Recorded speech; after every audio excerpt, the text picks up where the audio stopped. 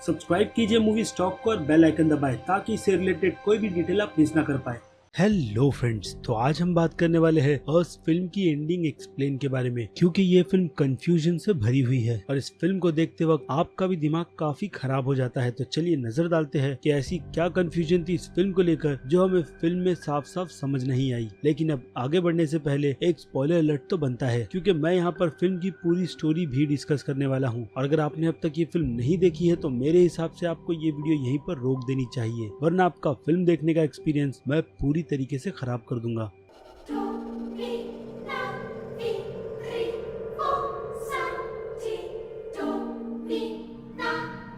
So friends, film की कहानी शुरू की जाए तो फिल्म की कहानी शुरू होती है कुछ टीवी के कमर्शियल एड से, जिनमें से एक एड होता है हैंड अक्रॉस दी अमेरिका का और दूसरा एड है दांतों के फ्लोराइड का। वेल, तो इन दोनों एड्स की डिटेल मैं आपको आगे दूंगा। अब बढ़ते हैं फिल्म के प्लॉट की तरफ, जहाँ पर हमें ईयर दिखाया जाता है 1986 का और जगह है सेंटा क्रूज का बीच। और इस बीच पर हमें दिखाए जाते हैं एडलिन के पेरेंट्स और एडलिन, जो उस वक्त काफी छोटी थी, और वो लोग इस बीच पर आए हैं कार्निवल में। तो सब कुछ अच्छा चल रहा होता है, क्योंकि एडलिन के फादर ने उसके लिए माइकल जैक्सन की थ्रिलर टी शर्ट भी जीती है, जिसे एडलिन ने काफी खुश होकर वहीं पर पहन लिया है। लेकिन जैसे ही उनके पेरेंट्स की नजर एडलिन पर से हटती है तो एडलिन कार्निवल को छोड़कर समुद्र के किनारे आ जाती है, जहाँ पर उसे एक फन हाउस दिखता है और वो उस फन हाउस में एंटर कर लेती है इंकी विंकी स्पाइडर सॉन्ग गाते गाते। लेकिन इस बीच वो पहुंच जाती है मिरर इमेजेस के पास, जहाँ पर उसे पता चलता है कि उसके जैसी ही दिखने वाली एक और एडलिन भी वहाँ पर मौजूद है। और फिर ये सीन हटता है और सीधे हमें दिखाया जाता है प्रेजेंट का सीन, जहाँ पर एडलिन बड़ी हो गई है और अब उसका एक खुशी परिवार भी है, जिस परिवार में उसके हस्बैंड और 2 बच्चे हैं। और हर साल की तरह वो लोग अपना वेकेशन मनाने के लिए सेंटा क्रूज वापस आए हैं। लेकिन यहाँ पर एडले को तब बुरा लगता है जब एडले का हस्बैंड गैबी उसे ये बताता है कि वो लोग सेंटा क्रूज बीच पर जाएंगे। ये बात सुनकर एडली काफी हैरान हो जाती है, क्योंकि आज से कई साल पहले एडली के साथ वहाँ पर एक हादसा हुआ था, जिस हादसे को वो आज तक नहीं भूल पाई है और वो नहीं चाहती कि वो इस बीच पर वापस जाए। लेकिन यहाँ पर गेब ने एडली को जेसन का वास्ता देकर मना लिया है, क्योंकि आज से 6 महीने पहले जब ग्रैंडमा गुजरी थी तो उसका सदमा जेसन को भी था, जिस वजह से जेसन अब ज्यादा बोलता नहीं है और अपने में ही खोया खोया रहता है। इसलिए गैबी ये चाहता है कि वो जेसन को उस बीच पर ले जाए और वहाँ पर उसे बाकी लोगों से भी मिलाए। इससे जेसन का मूड बन जाएगा और वो फिर से अपनी नॉर्मल लाइफ में वापस आ जाएगा। लेकिन अब एडली ने यहाँ पर एक शर्त रखी है कि रात होने से पहले ही वो लोग घर वापस आ जाएंगे। खैर, तो अब यहाँ पर एडली के उस पास्ट के बारे में भी बात कर लेते हैं, जिन पास्ट को हमें फिल्म में तोड़ तोड़ कर दिखाया गया है। वेल, तो उस टाइम पर जब एडली उस फन हाउस के अंदर गई थी तो वहाँ पर उसने खुद के ट्विंस को देखा था, जिसे देखकर वो इतना ज्यादा डर गई थी और वो वहाँ से भाग खड़ी हुई थी। लेकिन इस बीच उसके गायब होने की टाइमिंग थी पूरे 1 घंटे की, और जब से एडलिन उस जगह से बाहर निकल कर आई थी तब से वो ठीक से किसी से बात भी नहीं कर पाती थी। और ये चीज एडलिन के माँ बाप को अंदर ही अंदर खाई जा रही थी, यहाँ तक कि उन दोनों के रिश्ते भी आपस में टूट गए थे। लेकिन जैसे तैसे एडलिन ने खुद को संभाला और आज वो एक अच्छी खासी जिंदगी जी रही है। ये सारी की सारी बात एडलिन अपने हस्बैंड को भी बताती है, क्योंकि आज भी एडलिन को ऐसा लगता है कि उसकी हमशक्ल उसका पीछा कर कभी न कभी उस तक जरूर पहुंच जाएगी। पर गेब को एडलिन की इस बात पर बिल्कुल भी भरोसा नहीं है, इसलिए वो उसकी बात को हवा में उड़ा देता है। और ये सारी की सारी बात बीच से आने के बाद एडलिन अपने हस्बैंड को बताती है। लेकिन अब आ जाए उस बीच पर, तो उस बीच पर भी कुछ चीजें अजीब हुई थी। जैसे कि जब वो लोग बीच पर एंटर करते हैं तो वहाँ पर उन लोगों को एक इंसान की लाश नजर आती है, जिस लाश को एम्बुलेंस में डाला जा रहा था। और जब वो लोग बीच पर पहुंच जाते हैं तो बीच पर थोड़े टाइम के लिए जेसन गायब हो जाता है। इस चीज से एडले को काफी झटका लगता है और यहाँ पर एडली ये सोचती है कि बचपन में जो चीज उसके साथ हुई थी वो चीज जेसन के साथ ना हो। लेकिन कुछ ही सेकंड्स के बाद जेसन एडली को फिर से मिल जाता है और वो वहाँ पर काफी डर जाती है, क्योंकि इससे पहले जब कैटी एडली से बातें भी करती है तो यहाँ पर एडली उससे ज्यादा बात नहीं करती और उसे ये कहती है कि उसे शांत रहना पसंद है। लेकिन जब जेसन बीच पर घूम रहा था तो जेसन को वहाँ पर उसी मरे हुए इंसान के जैसा एक आदमी नजर आता है, जो बीच पर अकेला खड़ा है और उसके हाथ में एक सीजर है और उसके हाथ खून से भी भरे हुए है। खैर, तो आ जाते हैं घर पर, जहाँ पर एडली का वो बुरा सपना अब सच हो गया है, क्योंकि घर के बाहर एक फैमिली खड़ी है, जिन फैमिली को देखकर एडली काफी ज्यादा डर गई है और उसने यहाँ पर अपनी बेटी को भी अपने साथ रखा है और बेटे को भी, ताकि वो पुलिस को कॉल करके इस सिचुएशन को बता सके। लेकिन अब भी गेब को विश्वास नहीं हो रहा और उसे लग रहा है कि पड़ोसी उन लोगों के साथ मजाक कर रहे हैं। लेकिन जब वो पुलिस को कॉल करती है तो पुलिस उसे कहती है कि उन लोगों को उसके घर तक पहुँचने के लिए पूरे 40 मिनट लगेंगे। इसलिए गेब डिसाइड करता है कि वो इस सिचुएशन को खुद हैंडल करे और वो बाहर जाकर उस फैमिली से बात करता है और वह फैमिली उससे बात ही नहीं करती। जिसके बाद गेब दूसरी बार फिर से ट्राई करता है, लेकिन इस बार वो बेसबॉल बैट लेकर जाता है ताकि वो फैमिली डरकर भाग जाए। लेकिन होता उसका उल्टा है, वो फैमिली उल्टा गेब को ही डरा देती है और गेब इस सिचुएशन को देखकर सीधे घर के अंदर आ जाता है और डोर लॉक कर देता है। लेकिन ट्विस्ट तब आता है जब हमें पता चलता है कि उन फैमिलीज के पास भी घर की चाबियां हैं। तब वो अजीब से दिखने वाली फैमिली ने घर में एंटर कर लिया है और घर के सभी लोगों को बंदी बना लिया है, यहाँ तक कि गेब के पैर को उसी की बेसबॉल बैट से तोड़ भी दिया है। और जब ये फैमिली हमारे सामने आती है तो हमें पता चलता है कि ये फैमिली हूबहू विल्सन फैमिली की ही तरह दिखती है। जिसके बाद एडली उनसे पूछती भी है कि वो लोग है कौन, और सामने से रेड जवाब देती है कि वो लोग अमेरिकन हैं। और अगर फिल्म के टाइटल पर ध्यान दिया जाए तो फिल्म के टाइटल को अगर अस के अलावा देखा जाए तो यहाँ पर यूएस नजर आता है, जिसका रेफरेंस अमेरिका ही है। खैर, तो उसके बाद रेड एडली को ये भी बताती है कि वो लोग अंडरग्राउंड की दुनिया से बाहर आए हैं और असल में वो लोग उन लोगों की परछाई है जो उन लोगों से ही कनेक्टेड है। यानी जैसा वो लोग करते हैं वही सेम चीजें उनकी शेडोज भी करती है, यानी अस। एग्जाम्पल के तौर पे ले लिया जाए तो जैसा वो लोग सोचते हैं वही सोच उनके जैसे दिखने वालों की भी है। यानी अगर विल्सन फैमिली खुद को कहीं पर जाकर छुपा लेगी तो उनके डुप्लीकेट्स उन्हें काफी आसानी से ढूंढ लेंगे, क्योंकि उन्हें पता है कि विल्सन फैमिली के दिमाग में चल क्या रहा है। खैर, तो रेड की प्लानिंग काफी तगड़ी है, इसलिए वो अब यहाँ पर ये डिसाइड करती है कि वो एडली को खुद के पास ही रखेगी और बाकी के घर वाले लोगों को उनके हमशक्ल के साथ में खेलने के लिए बाहर भेज देगी। यानी वो लोग जो चाहे उन लोगों के साथ करे। इसलिए यहाँ पर गेब के डुप्लीकेट अब्राहम ने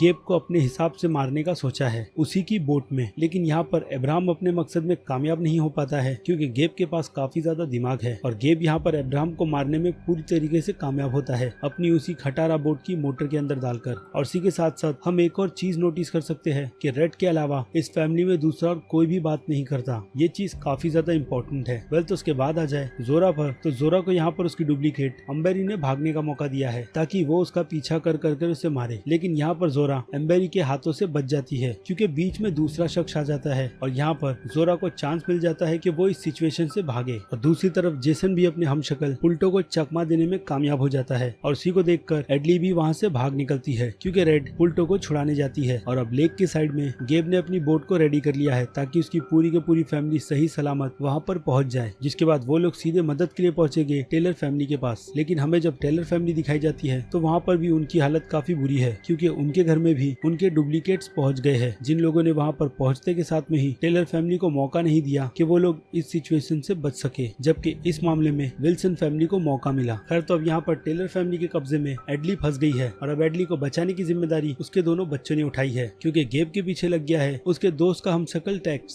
जिसे गेब उसी की बोट में ले जाकर मारता है। और दूसरी तरफ हम देख सकते हैं कि जोरा पहले ट्विन सिस्टर्स को मारती है, जिसमें से एक अब भी जिंदा है, और दूसरी तरफ केटी की हमशक्ल ने एडली को अपने रूम में बंद कर रखा है। लेकिन वहाँ पर जोरा डालियल को मार नहीं पाती है, इसलिए बीच में जेसन आकर डालियल को वहीं पर मार देता है। और फिर जब नई कार की चाबी लेने एडली घर के अंदर वापस जाती है तो वहाँ पर एक ट्विन जिंदा रहती है, जिसे एडली ने अपने हाथों से मारती है, और कार की की लेकर वो लोग इस सिचुएशन से भागने निकल पड़ते हैं। लेकिन इससे पहले उन्हें पता चलता है कि पूरे के पूरे सेंटा क्रूज की ही हालत खराब है, क्योंकि हर एक के हमशक्ल ने अपने जैसे दिखने वाले ओनर को मार दिया है और वो लोग एक दूसरे का हाथ पकड़कर वहीं पर खड़े हैं, मानो वो लोग एक ह्यूमन चेन बना रहे हैं। वेल, तो अब आ जाए रेड के प्लान पर, जहाँ पर रेड ने विल्सन फैमिली को अपने पूरे प्लान के बारे में बताया था कि कैसे उन लोगों को ऑर्डर दिया गया कि वो लोग ऊपर की दुनिया में जाकर अपने जैसे दिखने वाले शख्स को मार दे, क्योंकि अब राज उनका है। लेकिन यहाँ पर रेड ने ये डिसाइड किया कि वो अपने जैसे दिखने वाली हमशक्ल के साथ पहले खेलेगी, उसके बाद उसे मारेगी, पर प्लान में थोड़ी गड़बड़ी हो गई। तो अब आ जाए विल्सन फैमिली की तरफ, तो जैसे ही ये फैमिली निकलने की कोशिश करती है टेलर के घर से, तो उन लोगों के सामने खड़ी होती है जोरे की डुप्लीकेट एम्बेरी, जिसे जोरा गाड़ी चलाकर मारना चाहती है। लेकिन वो उसकी गाड़ी की छत पर आ जाती है और गोल्डन सीजर उस गाड़ी की कांच में घुसा देती है। लेकिन फिर भी जोरा गाड़ी की स्पीड बढ़ाकर उसे सीधे झाड़ियों के बीच में फेंक देती है। जिसके बाद एडली ये डिसाइड करती है कि पहले जाकर वो चेक करेगी कि जोरा की डुप्लीकेट मर गई है या नहीं। और जब जाकर एडली चेक करती है तो जोरा की डुप्लीकेट झाड़ों की ब्रांचेस में फंसकर मर रही है। लेकिन वहाँ पर भी वह एडली को मारना नहीं छोड़ती और बस हंसती ही रहती है। ये देखकर एडली वहाँ से निकल जाती है और वो लोग पहुँच जाते हैं सेंट क्रूज के उसी बीच पर, जहाँ पर अब उन लोगों का इंतजार कर रहा है जेसन का डुप्लीकेट पोल्टो, जिसने ऑलरेडी वहाँ पर ट्रैप बिछा दिया है उनकी कार की पेट्रोल की टाकी को फोड़कर। लेकिन यहाँ पर जेसन अपना दिमाग चलाता है और उसके डुप्लीकेट को वो खुद की तरफ अट्रैक्ट करता है ताकि वो उसकी मिरर इमेज बनाकर उसे फॉलो करे। और वैसा ही होता है, पोल्टो जेसन को ही देखकर उसी की जैसी हरकतें करने लगता है। और जेसन जब खुद को पीछे की तरफ ले जाता है तो पोल्टो भी खुद को पीछे की तरफ ले जाता है और देखते ही देखते पोल्टो खुद को आग में झुलसा लेता है और वो वहीं पर मर जाता है, लेकिन इसका फायदा उठाते हुए रेड वहाँ पर आ जाती है और जेसन को सीधे लेकर वहाँ से भाग जाती है। लेकिन एडले को पता है कि रेड उसके बेटे को कहाँ पर ले गई है और वो सीधे चली जाती है उसी फन हाउस में जिस फन हाउस में वो बचपन में गई थी और वहाँ पर उसने खुद के डुप्लीकेट को देखा था। लेकिन अब हमें वहाँ पर बताया जाता है कि उस फन हाउस के अंदर एक सीक्रेट टनल भी है जहाँ पर काफी लोगों की रहने की जगह है, लेकिन अब वहाँ पर कोई भी नहीं है बल्कि उनकी जगह काफी सारे रैबिट्स है। और एडले को पता है कि रेड उसका कहाँ पर वेट कर रही है और वो यहाँ से सीधे जाती है क्लासरूम में जहाँ पर रेड बोर्ड की तरफ फेस कर खड़ी है। लेकिन जब एडली वहाँ पर पहुँच जाती है तो रेड उसे अपने मकसद के बारे में बताती है कि उसने इस प्लानिंग के लिए काफी सालों तक वेट किया एक सही मौके आने का। और इसी के साथ साथ रेड ये भी बताती है कि वो लोग एक गवर्नमेंट एक्सपेरिमेंट है जिसे अमेरिकन गवर्नमेंट ने एक टेस्ट के लिए बनाया था, यानी अमेरिकन गवर्नमेंट ने अमेरिका के रहने वाले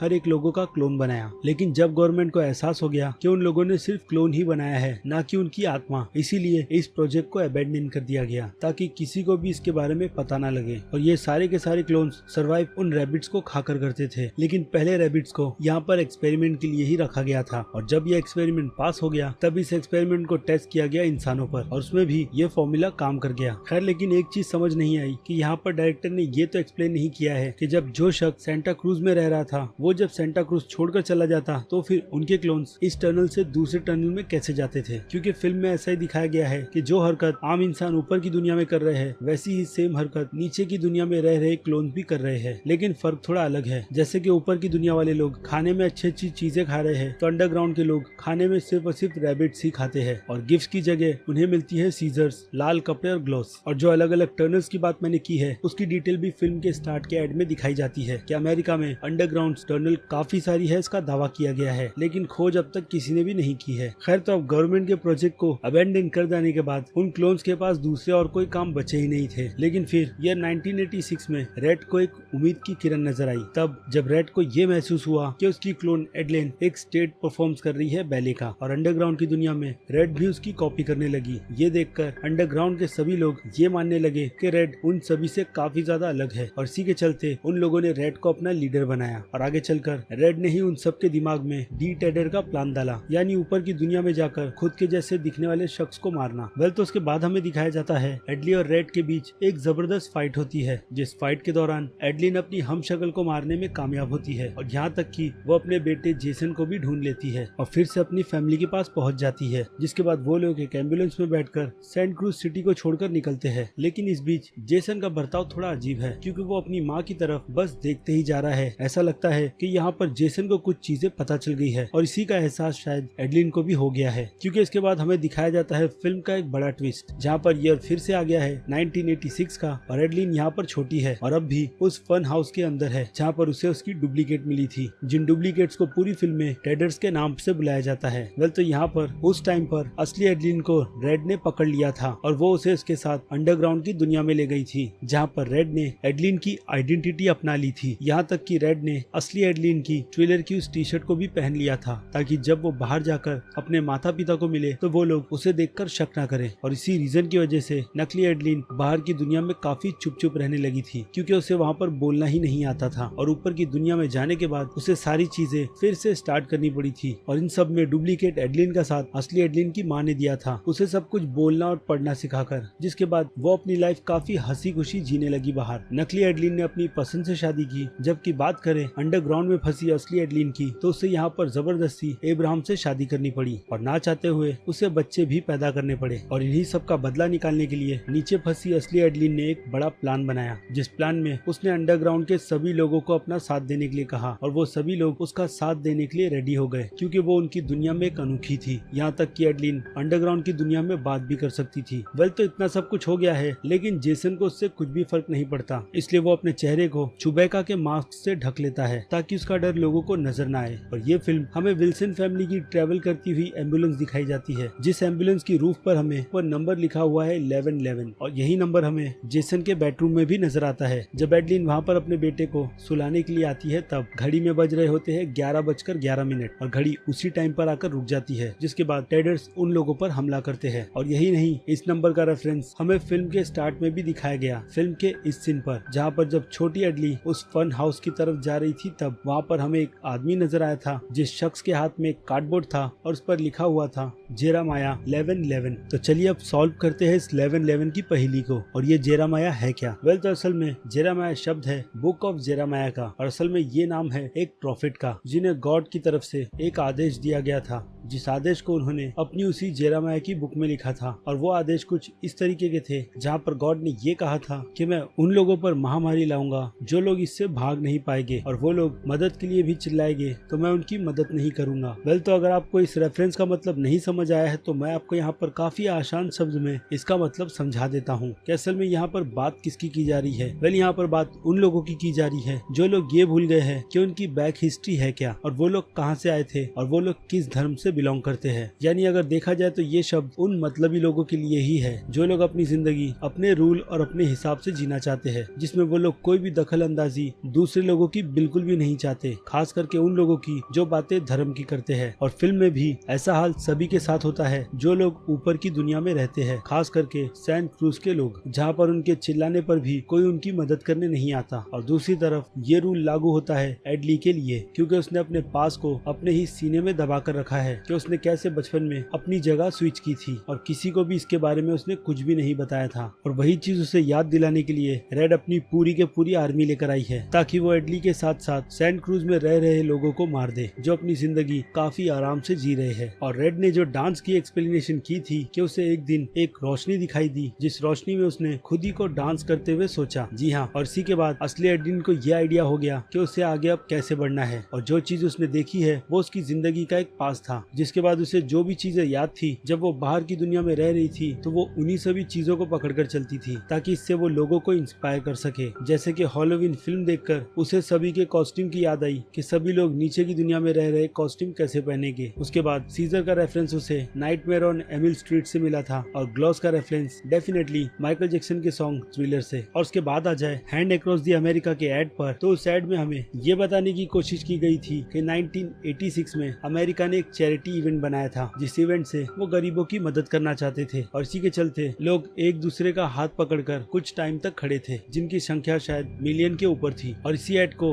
असली एडलिन ने देखा था जब वो अंडरग्राउंड की दुनिया में फंसी थी उससे पहले। और फिल्म के एंड में हमें ये भी पता चल जाता है कि असली एडलिन का वो मकसद पूरी तरीके से कामयाब हो गया है, और जितने भी टेडर्स ने बाहर ह्यूमन की एक चेन बनाई है, उस चेन की खबर पूरी दुनिया में फैल गई है। और शायद हो सकता है कि अमेरिका के अलग अलग टनल से निकलकर ये टेडल्स अमेरिका के दूसरी कंट्री में भी जाकर तबाही मचाए और आकर इसी ह्यूमन चेन को कंटिन्यू करे। इससे वहाँ की गवर्नमेंट को एक सीख मिलेगी कि उनके एक्सपेरिमेंट के नतीजे कितने बुरे साबित हुए। लेकिन एक बात क्लियर नहीं की गई कि असल में गवर्नमेंट ने इस एक्सपेरिमेंट को कब शुरू किया था और असल रीजन क्या था इस एक्सपेरिमेंट को शुरू करने का। लेकिन अगर फिल्म के एक सीन पे आपने ध्यान दिया होगा जहाँ पर जोरा ने ये एक्सप्लेन किया था कि काफी साल पहले गवर्नमेंट ने एक एक्सपेरिमेंट शुरू किया था, और वो एक्सपेरिमेंट उन लोगों के पानी में मिला हुआ था एक फ्लोराइड बनकर, और कहा यह जाता था कि ये फ्लोराइड उन लोगों के दांत सफा रखता है। लेकिन अगर थियरी की माने तो थियरी के हिसाब से इस फ्लोराइड को अमेरिका में रह रहे हर एक शख्स के दिमाग को पढ़ने के लिए डाला गया था, ताकि वो लोग उनके क्लोन्स को काफी आसानी से बना सके, और यहाँ तक कि उनकी सोचने और समझने की शक्ति भी एक ही रहे। लेकिन जब गवर्नमेंट को पता चला कि वो लोग सोल पर कब्जा नहीं कर पा रहे हैं, तब जाकर उन लोगों ने इस एक्सपेरिमेंट को बंद कर दिया। लेकिन तब तक काफी देर हो गई थी, क्योंकि उन लोगों के बीच पहुंच गई थी असली एडलिन, जिसने उन लोगों को मकसद दिया। और अब इतनी लंबी प्लानिंग करने के बाद जब असली एडलिन ऊपर की दुनिया में आई, तो यहाँ पर अपने बदले को काफी अच्छे ढंग से लेना चाहती थी, इसलिए उसने विल्सन फैमिली को अच्छा खासा टाइम दिया। लेकिन अब आ जाए एक और ट्विस्ट पर, जिसे फैंस ने थियरी बताकर लोगों का दिमाग घुमा दिया है, और ये बात है जेसन की। क्योंकि थियरी के हिसाब से माना जाए तो लोगों का ये भी कहना है कि सिर्फ एडले ही अंडरग्राउंड की दुनिया में नहीं फंसी थी, वहाँ पर असल में असली जेसन भी फंसा था आज से ठीक 6 महीने पहले, जब उसकी ग्रैंड माँ की मौत हुई थी तब। और कहीं ना कहीं उसकी ग्रैंड मॉम भी इसी के रीजन की वजह से मरी होगी, या फिर किसी ने उन्हें मारा होगा। तो शायद वो रेड भी हो सकती है, जिसने अपने खुद के असली बेटे को जेसन से बदल दिया ताकि लोगों को सच पता ना चले। इसीलिए फिल्म में हमने देखा कि रेड की थोड़ी बहुत हमदर्दी जेसन की तरफ भी थी, और उसने अच्छा खासा मौका भी दिया जेसन को वहाँ से भागने का। लेकिन इस केस में बात की जाए जेसन के डुप्लीकेट पुल्टो की, तो वो पुल्टो को जानवर की तरह रखती थी। और अगर आपको अब भी इस थियरी पे भरोसा नहीं है, तो फिल्म में एक और सीन दिखाया गया है, और वो सीन है बीच का, जहाँ पर जेसन बैठा हुआ रेत में कैसल की जगह एक टनल बनाता है। और उसके बाद बाकी का रेफरेंस जेसन की मैजिक ट्रिक, जिसे वो पूरी तरीके से भूल गया है। लेकिन अंडरग्राउंड की दुनिया में रह रहा जेसन का डुप्लीकेट उस ट्रिक को काफी अच्छी तरीके से जानता है, और शायद इसी रीजन की वजह से उसके चेहरे को भी जला दिया गया, ताकि वो सही ढंग से बात ना कर पाए। और अगर सिंपल सा रीजन निकाला जाए तो हो सकता है कि जेसन को अपनी मॉम के बारे में तब पता पता चला होगा जब वो एक क्लोजेट में बंद था। और इसी बीच जब रेड और एडली के बीच कॉन्वर्जेशन हो रहे होंगे तो उस कॉन्वर्जेशन को जेसन ने सुन लिया था, जिसके बाद जेसन को पता चल गया कि असल माजरा है क्या, और इसी के चलते उसने अपना मुंह बंद रखा, वरना अगर वो मुंह खोलेगा तो उसका हाल भी बाकी टेडर जैसा ही होगा। और अब आ जाए एक आखिरी थियरी पर कि गवर्नमेंट इस एक्सपेरिमेंट को किस लिए करना चाहती थी। तो इसका जवाब है कि गवर्नमेंट इससे अपना काम निकालना चाहती थी, ताकि लोग बेवकूफ के बेवकूफ ही रहे और हर बार उनकी हर एक बात सुने, ठीक वैसे ही जैसे हिटलर लोगों को बेवकूफ बनाता था। अब फिलहाल के लिए तो ये बस एक थियरी है, लेकिन फिल्म के डायरेक्टर ने इसे किस एंगल से यूज किया होगा वो बात तो खुद फिल्म के डायरेक्टर को ही पता होगी। यानी फिल्म में और भी काफी सारे ऐसे मैसेजेस है जिन मैसेजेस से फिल्म के डायरेक्टर हमें ये फिल्म समझाना चाहते हैं, और फिल्म के डायरेक्टर जॉर्डन पीले ये भी चाहते हैं कि आपको ये फिल्म आसानी से समझना आए, इसीलिए उन्होंने इस फिल्म को काफी कंफ्यूजिंग रखा है। यानी एक टाइम पर देखा जाए तो शायद ऐसा हो सकता है कि जॉर्डन पीले ने इस फिल्म के सीक्वल के लिए इस फिल्म में काफी सारे लूप्स डाले हैं, ताकि ऑडियंस अपने दिमाग की बत्ती जलाती रहे, जिसके बाद इस फिल्म के सीक्वल की अनाउंसमेंट कर दी जाएगी, और उसके बाद फिल्म के सीक्वल में ही हमें सारे के सारे राज बताए जाएंगे कि गवर्नमेंट ने ऐसे प्रोजेक्ट को क्यों बनाया था जिन प्रोजेक्ट्स पर उनका खुद कंट्रोल नहीं था, और फिल्म के एंड में सभी लोग एक दूसरे का हाथ पकड़कर क्यों खड़े थे। वेल, तो इन सब को लेकर अब आपकी क्या राय है उस बारे में मुझे कमेंट कर जरूर बताइएगा। क्या उस फिल्म ने आपको कितना ज्यादा कंफ्यूज किया? लेकिन अब थियरीज और फिल्म की एंडिंग एक्सप्लेन देखने के बाद आपकी थोड़ी बहुत मुश्किलें दूर भी हुई है या नहीं, उस बारे में भी कमेंट करना बिल्कुल भी मत भूलिएगा, क्योंकि इस फिल्म को लेकर जितनी भी थियरी थी वो सारी की सारी थियरीज मैंने इस वीडियो में एक्सप्लेन कर दी है, ताकि आप इस फिल्म को देखने के बाद बिल्कुल भी कंफ्यूज ना रहे। और अब जाते जाते एक रिक्वेस्ट और करूंगा कि आप मेरे इस वीडियो को लाइक करना बिल्कुल भी मत भूलिएगा, क्योंकि आपने देखा है कि मैंने इस वीडियो को बनाने के लिए कितनी ज्यादा मेहनत की है, इसलिए लाइक तो बनता है। और इसी के चलते अगर आप मेरे चैनल पर नए हैं तो मेरे चैनल को सब्सक्राइब भी कर लीजिए, और लगे हाथ तो उस बेल आइकन को भी क्लिक कर दीजिएगा, ताकि मैं इस चैनल पर जब भी कोई नई वीडियो अपलोड करूँ आपको उसकी नोटिफिकेशन सबसे पहले मिले। तो अब मिलते हैं आपसे अगले वीडियो में। Till then bye.